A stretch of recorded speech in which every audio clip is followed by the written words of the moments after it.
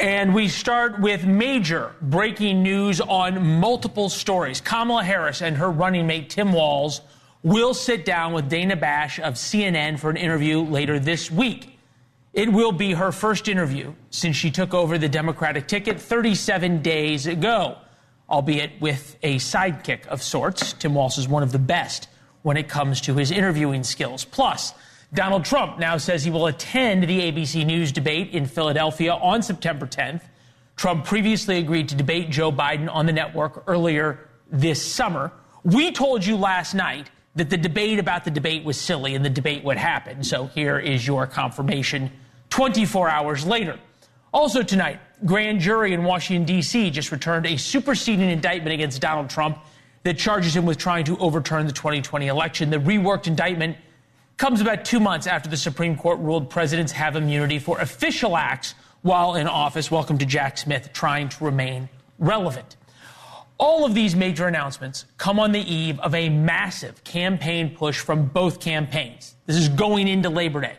Kamala Harris, Tim Walz begin their Georgia bus tour tomorrow. J.D. Vance will visit Tennessee. Donald Trump hits the trail Thursday in 3 different states.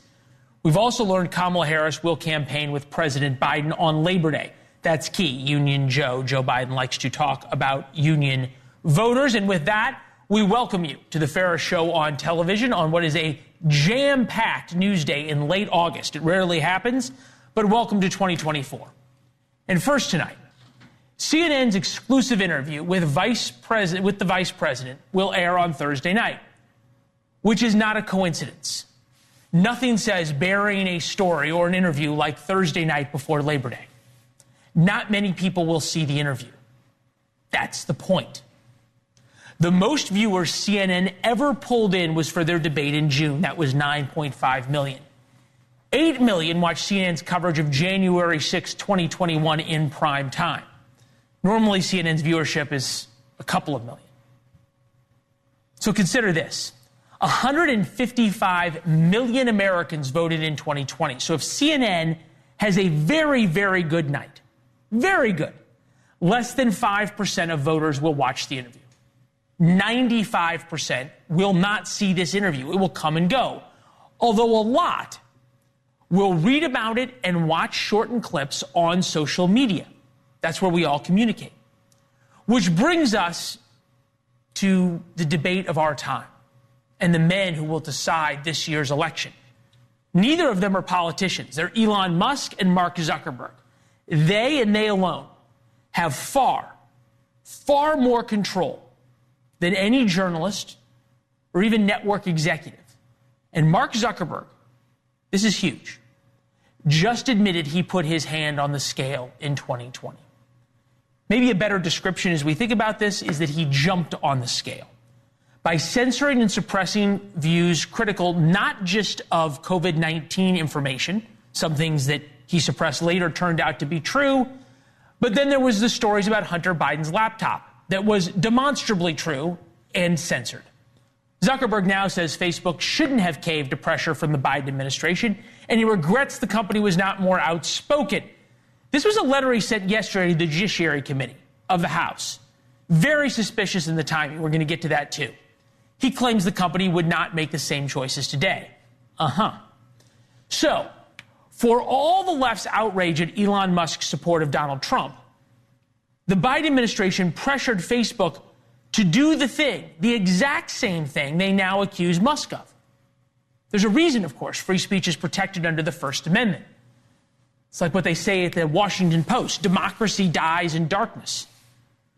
So Zuckerberg and Musk can decide single-handedly what issues get sunlight and, more importantly, which do not. So this isn't what about happened in the 2020 election. This isn't about Hunter Biden's laptop. It's not about Zuckerberg caving to the Biden-Harris administration and then everybody covering it up. It's about what Zuckerberg and Musk will do in the future. George Will kicks off our coverage tonight. Pulitzer Prize-winning columnist for The Washington Post, NewsNation senior political contributor. Mr. Will, nice to see you, sir. Nice to see you. Thank you. Is this the debate of our time? It certainly is, because disproportionately now, the social media platforms are where a lot of people get their news, and particularly most people under 30 get their news. The government has a right to speak. It has an obligation to explain itself. And if they called up Zuckerberg and says, this is why we object to something that's being said about the pandemic, about vaccines, about the efficacy of masks or whatever, there's a perfect right to do that. The tricky thing, Leland, is they're a heavily regulated industry. They depend utterly on Section 230 of the particular act long ago that treats them as having editorial control over their content, just as the editor of the New York Times has editorial control. So first, there's a way for the government to put pressure on them and to threaten. And if you read all that went into the Supreme Court decision concerning this, there's a lot of pressure put on them. Second, there was a pressure that turned out to be wrong about masks, about lots of things. About masks, about vaccines, about Hunter Biden's laptop, all this stuff, all these things. This is the White House response. We believe tech companies and other private actors should take into account the effects their actions have on the American people while making independent choices about the information they present. This is the White House. ... So long as we agree with whatever is being censored. The crucial part of that is while making independent choices. Everything they said applies to the editor of the Washington Post. They're supposed to be responsible. But after the government does its duty, which is to explain itself, we are, after all, governed by public opinion, it has to stop well short of coercion and threats and urging them to censor other people.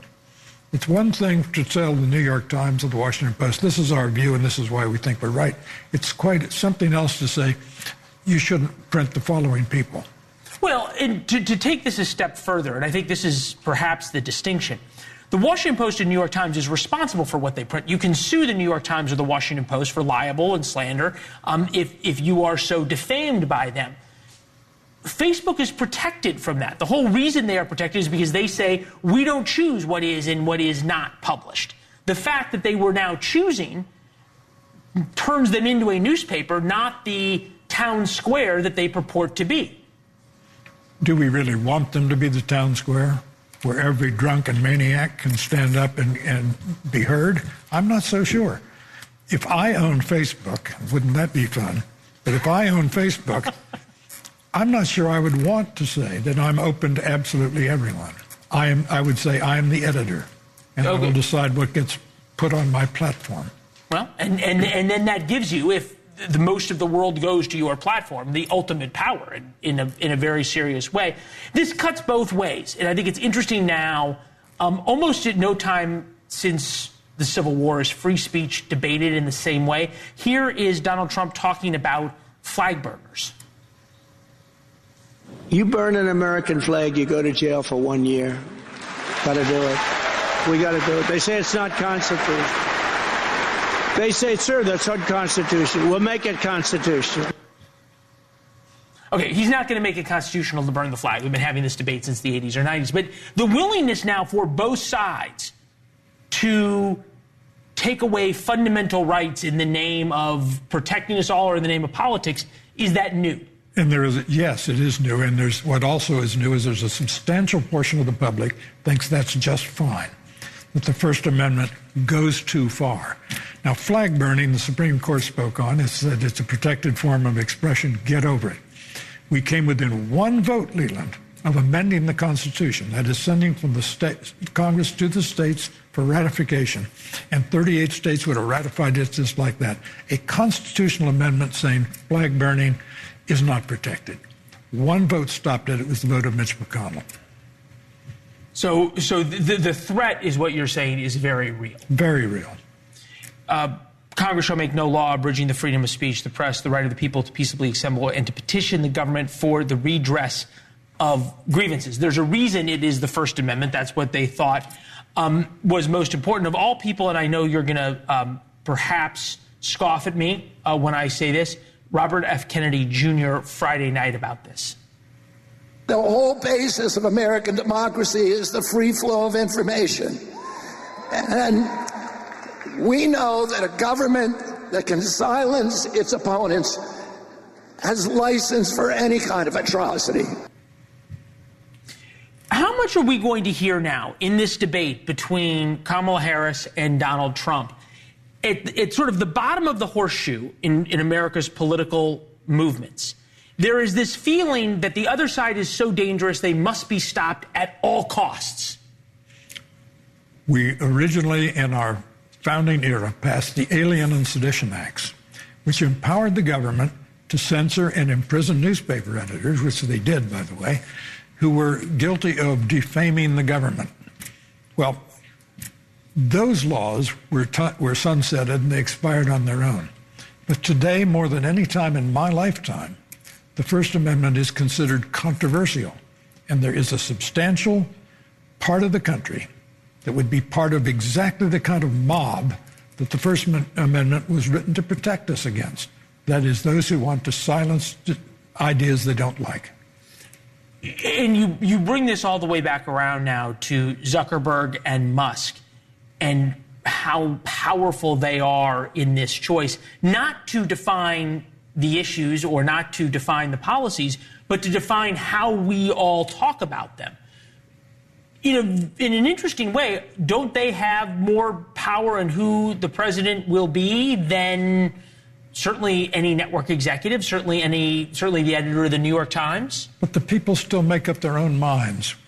Leland, we are now in the process of essentially banning and putting out of business TikTok, which is used by 170 million Americans. Why? Because the government has decided that we can't quite handle the kind of stuff we'll see on TikTok because it's associated with the Chinese and the Chinese Communist Party. That is very dangerous. The Supreme Court has spoken on this years ago. They said Americans have a perfect right to receive propaganda from an adversary government because we can handle it. Trust us. Take this one step further now. We have a whole segment coming up on this interview with Kamala Harris. Evidently, it took Brian Fallon, Kristen Allen, Stephanie Cutter, Jennifer O'Malley Dillon, the campaign chair, David Plouffe, Maya Harris, and Tony West, the sister and brother-in-law of Kamala Harris, to all figure out that a presidential candidate of the Democratic Party can sit down to one interview. And we are all making an enormous amount about this interview, which leads me to believe or to think that I can't figure out, does that mean the American traditional media of television news anchors are either A, very, very important and scary, or B, becoming increasingly irrelevant? There's a third thing. They know their candidate. They have heard Kamala Harris when she's off script, and it's not pretty. Talking about school buses, Ukraine as a country in Europe near Russia. Got that. She said that to us. Now, so, first of all, they're showing a lack of confidence in their own candidate. But also there's a sense that everyone wants to control the dialogue and the message. We in the media complain about this. People in the country could care less. Huh? As you said a moment ago, it's almost Labor Day. They're at the beach. I was going to say, the timing of Thursday night is not coincidental. Exactly. Good to see you, Mr. Will. We'll check in after Labor Day, sir. Thank you very much. Republicans in Congress face a new enemy, not Democrats, but themselves in the building behind me. How a vote to impeach President Biden will screw up the election for Republicans. And Kamala Harris says she's ready right now to go toe-to-toe with Vladimir Putin. We'll check in if she's really ready for Dana Bash. And Dana, nobody knows how to say her first name. Is it Dana or Dana? Nobody knows. Been going on for 20 years. She's been around a long time. Is it Dana or Dana? Welcome back. In the big building behind me, Republicans are trying to figure out how to avoid an epic embarrassment that could start right after Labor Day. When the House comes back next week, any single Republican could demand a vote to impeach President Biden. Yes, President Joe Biden, who went into his second straight week of vacation and has barely been seen since dropping out. And for some reason, House Republicans think it is a good idea, or some think it's a good idea, to impeach him. Julie Grace Buffkey with Axios reports Biden impeachment backlash builds within House GOP. House Republicans are furious about being forced into a last-minute Biden impeachment vote, which they say could hurt their campaigns. And Julie Grace is here with us now. Welcome, welcome. Thank you for having me. This feels like, and this is me, not you, play stupid games, win stupid prizes. The Republicans so wanted this. They so wanted to do it. They were going to impeach Joe Biden. And now when it's here, they want nothing to do with it. Well, yeah, I mean, they know that they don't have the votes right now. And I've talked to a number of moderates. They feel like the entire report, it's bad optics for Biden, but especially some of those Republicans that represent Biden districts where he won definitely are nervous about it. And those tend to be the swingier districts, and they feel this could be a divisive vote for them. Of all of a sudden being forced to take a vote that isn't going to result in impeachment, puts you up for a primary challenge because you're the person who didn't vote to impeach Joe Biden, but at the same time, you don't get anything for it. Biden impeachment inquiry timeline, January 3rd, 2023, Republicans take control of the House. September 12th, House impeachment inquiry begins. March 2024, inquiry starts winding down due to lack of evidence. August 19th, House releases new report into Biden relatives getting money from foreign interests. But again, you might call it a full six-pack, but without the little plastic thingy that ties it together. And tying it together meaning tying the money to Joe Biden. How did Republicans get so far over their skis on this? I think a lot of the top Republicans kind of hinted that maybe it wouldn't lead ultimately to impeachment kind of throughout this investigation. But I mean, as soon as that report dropped on the 19th, we heard Marjorie Taylor Greene saying the Republicans must impeach him. And we saw in July Anna Paulina Luna with the Merrick Garland contempt vote forcing that, and that ultimately kind of backfired and kind of upended a really good news cycle for Republicans. So, and impeaching Mayorkas did not end up really the way Republicans thought it would. The hardliners, you say to watch, any one of whom can demand this vote, right? Marjorie Taylor Greene, Andy Biggs, Anna Paulina Luna. What's interesting about these is they are the equivalent, right, of the squad on the Democratic side. And at least among Democrats, they have sort of started to push out the squad. We saw two go down in primaries. And it feels like the party itself, at least from being at the DNC, is trying to move away from their most radical elements. Is the Republicans doing the same? I feel like the base has kind of been strongly behind them. We saw, Andy Biggs is one of the 8 that voted to oust McCarthy, and some of the real firebrand members that could potentially be behind this, beyond those 3, have all managed to survive their primaries with flying colors and have largely been in just very deep red districts. So they seem to be kind of safe right now, and with the way the House rules are set up, they hold a lot of power. This very small group holds an enormous amount of power. So take us through this. They come back from recess, which is the vacation that they get in August, as if they don't get enough vacation. And then all of a sudden, you've got 2 or 3 weeks that this could happen? Yeah, so they're working on their funding, to avert a government shutdown at the end of September with the funding line deadline coming up. But in theory, one of these members could force a privileged vote, which is what happened with the contempt vote with Garland, where it would have to come to the floor, even though leadership definitely has some strong reservations about it. Yeah, you can imagine how unpopular this is for absolutely everybody. All right, Julie Grace, thank you very much. Thanks for having me. It's good to see you. All right. America's fat and happy foreign policy has finally caught up to us. It has. Right now, China is licking its chops, and Ambassador John Bolton tells us why America right now is naked in the Pacific. Very scary thing is happening right now, and you will not hear about it on the other networks. America's Navy can't keep up with a dangerous world. There is no aircraft carrier sailing in the Western Pacific because of the buildup in the Middle East. So this is the map of the Pacific Ocean, the largest ocean in the world, strategically perhaps the most important. China's Navy right now owns the Western Pacific. 4 U.S. Navy aircraft carriers, the Nimitz, the Reagan, the George Washington, and the Carl Vinson, are all along the west coast of the United States. Some couldn't even deploy in a war. They're in dry dock. Not one American aircraft carrier is patrolling the Western Pacific. 3 Chinese aircraft carriers right now are there in the South China Sea, and China's building more. The yellow tab there is the Italian aircraft carrier, the sole NATO aircraft carrier in the Western Pacific. Good luck with that. Years of neglect by the Navy, plus the 2 American aircraft carriers now in the Middle East to protect Israel, leaves the Pacific unguarded from what we are told is our greatest enemy, China. Ambassador John Bolton's here, former National Security Advisor, former U.S. Ambassador to the United Nations. It's good to see you, Mr. Ambassador. Thank you. 30 years of America's unchecked power around the world being the sole superpower. Has that come to an end? Well, I think the problem started, frankly, with the victory over the Soviet Union in the Cold War. At that point, people were writing about the end of history. All our problems were solved, and most particularly, they concluded that we could have what they called a peace dividend, to reduce defense expenditures and spend it on domestic welfare programs that hit the United States, Western Europe, basically all of NATO. And that was compounded by just ferocious budget cuts during the Obama administration. So over a period of 30 years, we are significantly underinvested in defense. We can fix that if we've got political leaders who understand what the problem is. But there's no doubt that we're stretched thin in a number of areas in service, and we need to be doing more across a wider spectrum of weapon systems. So what this means, if you believe in balanced budgets, I certainly do, is lower domestic expenditures, not higher domestic expenditures, and a significant increase, nearly a doubling from what we're spending now back to Reagan-era levels. We can do it. We need to get on it. Well, and as you point out, have the political will to do it. Political will also comes to play when it comes to the Middle East right now. You think about why there's no aircraft carrier in the Western Pacific. It's because they're dealing with the threat from Iran that continues. How long is Iran going to talk about hitting Israel, either before they do or they slink back to their lair?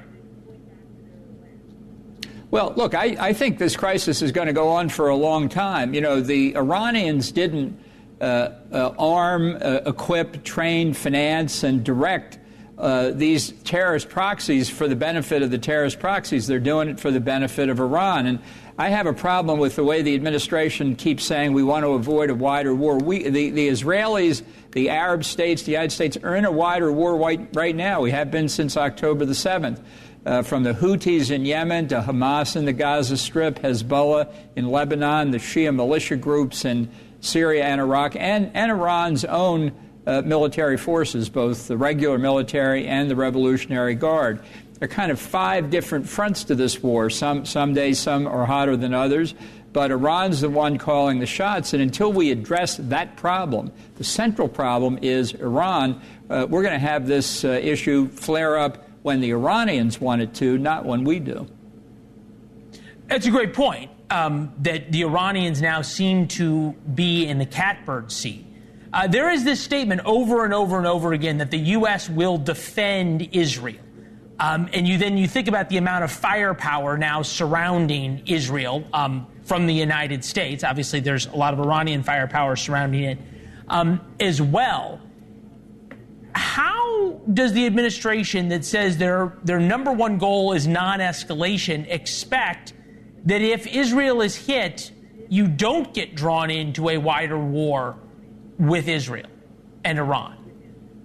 Well, I don't think they know the answer to that question, because to them, defend means simply prevent missiles that are incoming from hitting Israel, which is fine as far as it goes. But as Israel itself just demonstrated 2 days ago on Sunday, sometimes the best defense is a good offense. They saw Hezbollah primed to strike, so they struck first, and they were entirely justified in doing it and probably prevented a significant amount of damage that Hezbollah might have caused. Iran, frankly, has paid no price since October the 7th for what its surrogates have done, for what Hamas did in the Gaza Strip, for what Hezbollah has done in clearing out a substantial part of northern Israel. People have left their farms and their cities and towns, and you can hardly get the administration to acknowledge war is underway in northern Israel. And by the way, the Houthis, who wouldn't have 2 rocks to rub together if they weren't armed by the Iranians, have closed the Suez Canal, Red Sea Passage, one of the world's most important commercial shipping lanes. And what do? We do plinking of some of their launching sites every once in a while. I mean, it's no wonder the Iranians are not deterred by the United States. What they are deterred by right now is the fear that this time, if they strike Israel again, Bibi Netanyahu will not be pressured by the Biden administration, and he really will retaliate against Iran, maybe even against the nuclear weapons program.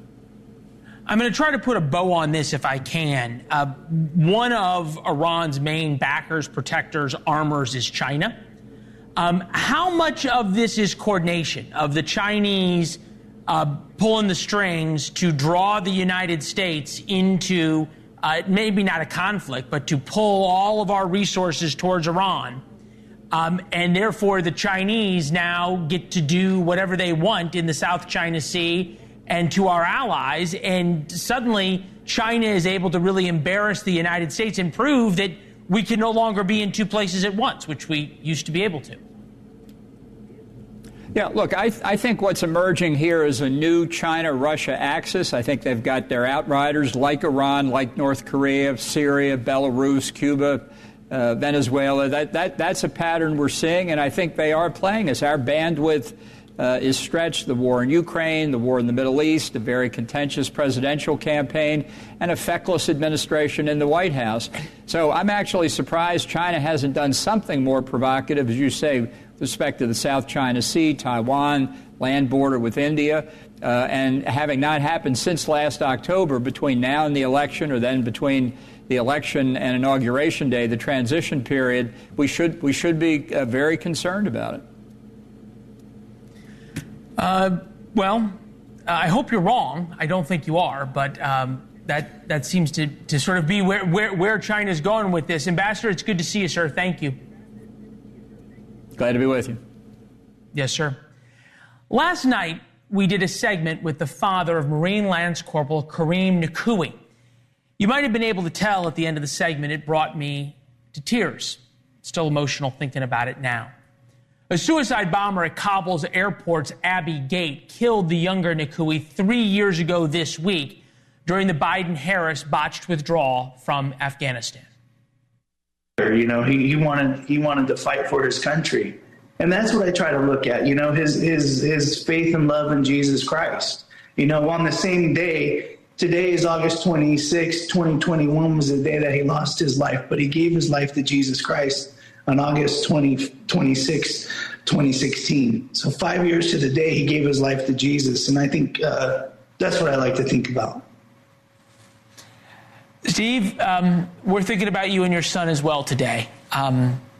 That's about all I can. It's about all I can get out. As you could tell, I couldn't get much out at the end of that segment. But driving home last night, an old Jewish saying concerning the dead came to my mind.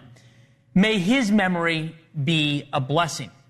Lance Corporal Nikoui's memory is a blessing.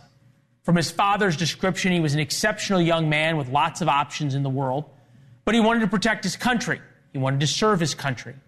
He ultimately gave his life for his country. The decisions of the commander-in-chief aside, Nikoui put on the Marine uniform because he believed America was, is, and will remain the greatest country ever conceived.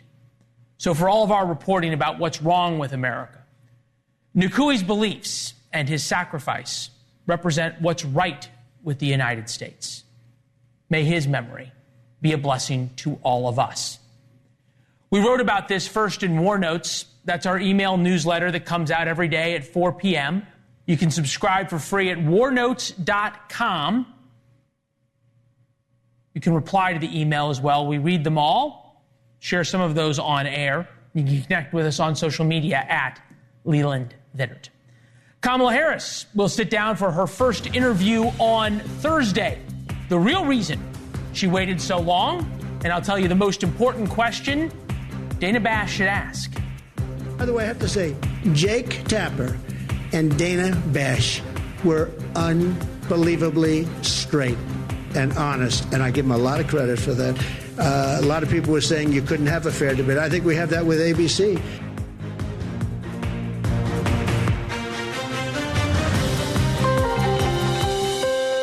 Kamala Harris and her running mate will sit down with Dana Bash of CNN after about 39 days of Kamala Harris not having a meaningful interaction with the press corps. And this is who they picked, Dana Bash.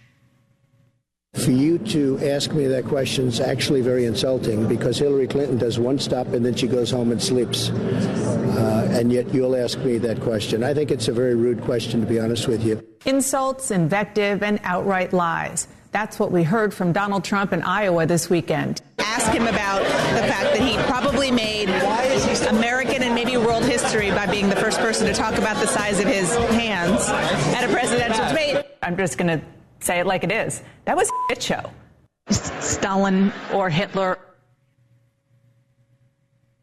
All right. Managing editor Politico, Anita Kumar. Dispatch senior editor Michael Warren is here Hello, one and all. Hello, hello. Hey there. This is I can't shake everybody's hand now. That's too big. All right, Anita, you guys wrote about this extensively in Playbook this morning. We knew this was coming because she said she was going to talk before the end of the week. At some point, is there not something to be said of the timing? You talk on Thursday night before Labor Day weekend. It sort of goes out in one ear and out the other by Tuesday morning. Yeah, I would agree. It's not, Americans aren't fully paying attention on the long Labor Day weekend. It is the Thursday, not the Friday, I suppose. But, look, she was coming down to the wire here. She had said she would schedule an interview before the end of the month, and she came right to it. But what does it say to the relevance of the White House press corps? Presidents and presidential candidates interacting with the media used to be an hourly event. When I was at the White House, you'd sometimes see Donald Trump 2, 3, 4 times a day. You'd see Barack Obama at least a couple times a day and be able to shout questions. Are we now moving to a place where the politicians are becoming far less accessible?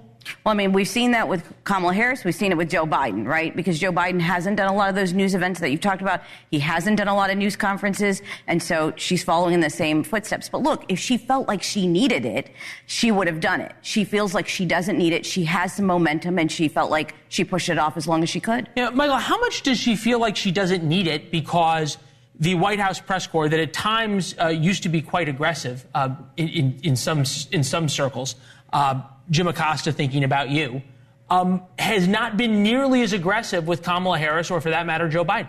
Well, to give them some credit, I think it's been difficult for exactly the reasons that Anita pointed out. Joe Biden hasn't been there, has not been accessible. I think a lot of the problems that Democrats were facing in the run-up to his withdrawal would have been maybe solved earlier had he been more accessible, and the press would have been able to see and been able to tell viewers and readers the problems that Joe Biden was clearly having with his cognizance. So, look, I think it's a good thing for her to be doing this interview. I know Dana Bash. She's a good journalist. She's a good reporter.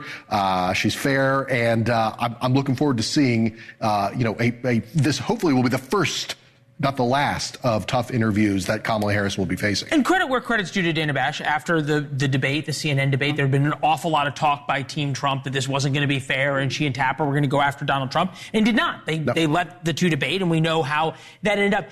Is there a fear by Kamala Harris's team that if you don't do these, there becomes so much focus on one that if things don't go well, you don't have a lot of options? Yeah, I think that's true. We're still talking about her Lester Holt interview, and it was years ago, right? She had. Is it the one where she said, "I went to the border. I went to the border. You didn't go to the border, right. No, but I haven't been to Europe or something like that." Right, exactly. We're still talking about that one. She doesn't do them frequently. We're still talking about ones that happened years ago. I think she got to the point though where the story was becoming, you're not doing an interview, and she felt like she had to do it, and so to get away from that, and you saw the Trump campaign, really every day they were putting out a statement. It's X number of days. So I really we were following it. Yeah. You can't say that you're defending democracy and then the group of people who are supposed to hold politicians to account you don't talk to. It just doesn't go this way. We had put this up based on your reporting before we knew it was Dana Bash, but I thought it was interesting. There's the traditionals: Norah O'Donnell, David Muir, Lester Holt, Margaret Brennan, Christian Welker, Anderson Cooper. Then there's the friendlies: Rachel Maddow, Joy Reid, Alex Wagner, Blitzer, Stephanopoulos, Laura Coates, Gayle King, Oprah. And the heavy hitters: Bill O'Reilly, Bill Maher, put Chris Cuomo in there, Joe Rogan as well. All of these different options. What does the Dana Bash pick say to you?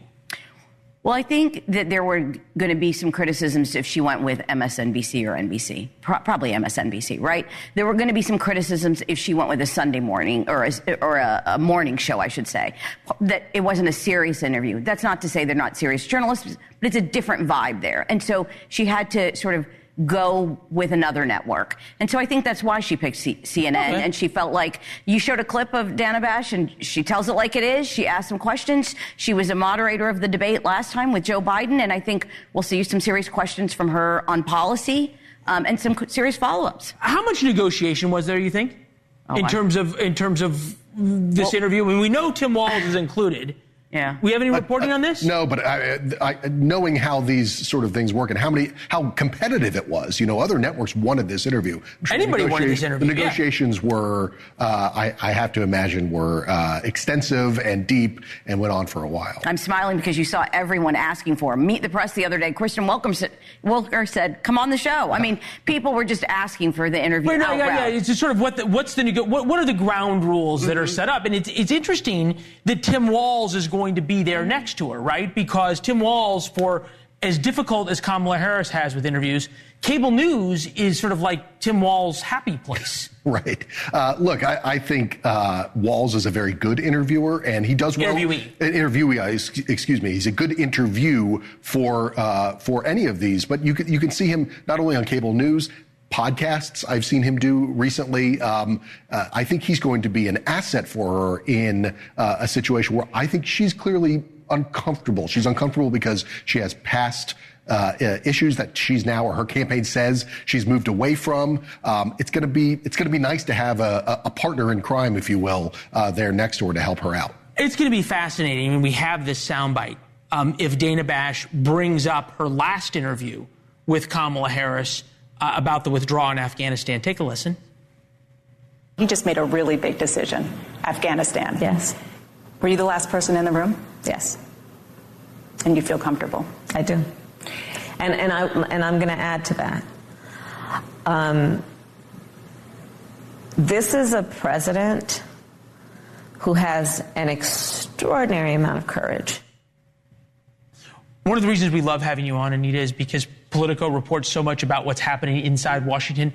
How much pressure is there right now on Dana Bash to either A, go easy on Kamala Harris, because there's a lot of people who do not like Donald Trump, and B, for her to prove I can be tough on Donald Trump in an interview and I can be tough on Kamala Harris? Yeah, I mean, there's a lot of pressure, but I think that she's shown in multiple interviews with multiple people, Republicans and Democrats, that she can do both of those things. I think what's going to be interesting here is because exactly what you said, that Tim Walz is there. How much of it is the biographical stuff we saw last week at the DNC, more of how their chemistry is, the happy talk. Yes, the happy talk, versus let's talk about the policies, let's talk about Afghanistan, let's talk about things that she's changed her mind on or has different policies. Right, talk about fracking, eliminating private health insurance, all those kinds of things. And also how much Tim Walz comes to her aid, right? How much does she defer, and does Walz talk about what mattered and what he did in Minnesota, and on and on. All right, thank you both. Great to have you. Appreciate it. We'll read more about it in Playbook, also with you at the Dispatch. Young men, and this may come up tomorrow, are running away from Kamala Harris. Team Harris put out this video. We'll show you why Team Harris, it doesn't seem like they care that young white men aren't Democrats anymore. Well, what we really need is a feminine nominee. A what? A feminine nominee. Team Harris picked football coach, hunter, and gun owner Tim Walz to appeal to working class men as their vice presidential pick. After all, he used to be a working class man, teacher, coach in the National Guard. But less than a week after rolling him out at the convention, Team Harris tweeted out a video effectively telling white men they don't matter. Well, what we really need is a feminine nominee. A what? A feminine nominee. I don't know what that word means. It's why I didn't try to say it on TV. Perhaps videos like that is one reason men under 30 are running towards Republicans.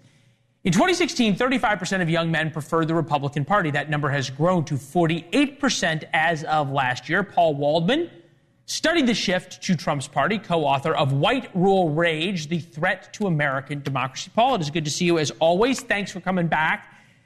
Does this really surprise you, this shift? I think not too much. I do think we're going to have to see how it plays out with the new Democratic ticket, because a lot of that dissatisfaction may have been in part about Joe Biden. There's been a significant shift in the polls that have been taken since Kamala Harris went on top of the ticket, but we don't really know how durable it is. But the truth is that the gender gap among the youngest voters is bigger than among any other generation. There are gender gaps at all different age groups, but some of them are much, much smaller. There's really a yawning chasm. It comes down to two issues, voters. right? young men say they care about the economy, broadly speaking. This is the Wall Street Journal numbers. And women say they care about abortion in terms of their number one issues. Again, broadly speaking, Wall Street Journal numbers.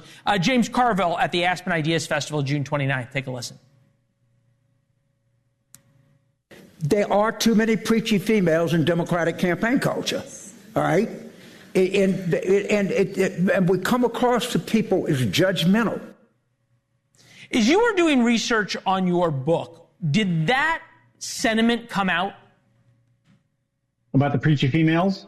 Well, you know, that's not going to endear you to too many women, talking about preachy females. But I do think you can see some of that. I think that a lot of men, and this is true of young men in rural areas, but also in suburbs and cities, they are feeling a little adrift, like they're not exactly sure what it means to be a man in contemporary society, like those gender roles, which were very kind of set in stone and easy to understand and put men at the top of the hierarchy. Those have been called into question. And, you know, when you have been at the top for a long time, equality can feel like oppression. And so now you have a lot of men there's that whole thing, though, that, right, of like cares about people like me. That's the number one poll question. We're watching Donald Trump walk out at the UFC. There didn't seem to be anything. I'll give you the last 30 seconds. I was at the DNC. If you're a white rural man, young especially, there wasn't anything at the DNC with Kamala Harris that said, I care about people like you. Well, there may not be much that was specifically kind of narrow casted at them, but there are lots of issues that they care about too. And, you know, so I think that the Republican Party has been intentionally trying to appeal to disgruntled men, especially with a particular kind of retro version of manhood that some people find appealing. And that's why I think the Walz pick is interesting, because he offers a different kind of version of manhood. It's traditional in some ways. It's traditional in some ways. Like you said, he's a hunter, he's a football coach, but he also has kind of an ethic of caring and concern for his neighbors that is not based on Paul, kind of you know, lording it over other people. So, got to run. Paul, thank you very much. Tomorrow, the one group signing up by 157% to vote. Here's Chris.